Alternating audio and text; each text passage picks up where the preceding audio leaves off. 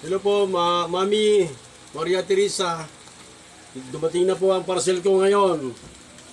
Noong isang linggo pa pala ito, pero ngayon na ako dumating galing Bicol. Maraming salamat po, Mami Teresa, Maria.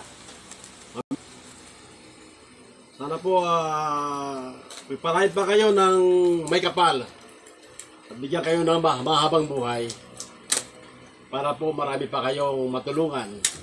Tulad po nito. Maraming pong salamat sa parcel na to. Ang pagkain to para sa aking mga apo. Hello, Mami Maria Teresa. Salamat po sa masarap ito, chocolate to. Para sa akin na to, hindi na sa kanila to. At saka meron pa ako ditong short. Tama-tama po to sa akin. Hoy, mabago pa. Mami Teresa.